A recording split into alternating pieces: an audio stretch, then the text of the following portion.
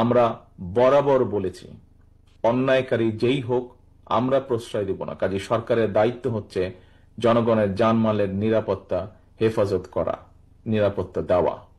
সরকার কেন ব্যর্থ হচ্ছে, এখানে যেই শহীদের বাবা প্রশ্নটি তুলেছেন, একই প্রশ্ন, আপনারই একই প্রশ্ন আজকে আমাদের সবার এই সরকারের কাছে, তারা কেন প্রশ্রয় দিচ্ছে, তারা কেন আশ্রয় দিচ্ছে। গতকাল যেই ঘটনাটি ঘটেছে আমরা খুব আশ্চর্যের সাথে লক্ষ্য করেছি, যাকে দেখেছি আমরা স্ক্রিনে, যাকে দেখেছি হত্যা করছে, তাকে কেন সরকার এখন পর্যন্ত অ্যারেস্ট করেনি। আমরা কি তাহলে দলে নিব যে যারা বিভিন্নভাবে মব সৃষ্টি করে একটি পরিস্থিতি তৈরি করতে যাচ্ছে, সেখানে সরকারের কোনো কোনো প্রশ্রয় আছে, প্রশাসনের কোনো প্রশ্রয় আছে, প্রশাসনের কারো কারো কোনো প্রশ্রয় আছে, সেটিকে আমরা তাহলে ধরে নেব?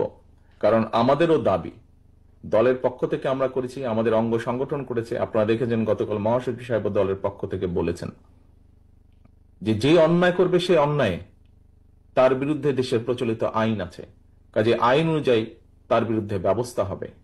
অন্যায়কারী কখনো কারোর কোনো দলের লোক হতে পারে না। কাজেই এই আপনার যেই প্রশ্ন, এই প্রশ্ন আমাদেরও, এই প্রশ্ন অন্তর্বর্তীকালীন সরকারের কাছে আমাদের, এই প্রশ্ন সমগ্র বাংলাদেশের মানুষের।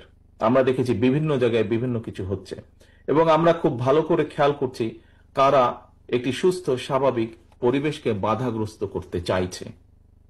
কাজে এখানে আপনারা যারা উপস্থিত আছেন, আপনারা প্রত্যেকটি মানুষ রাজনৈতিকভাবে সচেতন মানুষ, আপনাদের প্রত্যেকটি পরিবারের আত্মদান আছে এবং যেই আত্মত্যাগ আপনারা করছেন সেটি কোনো কিছু দিয়ে পরিশোধ করা সম্ভব নয়।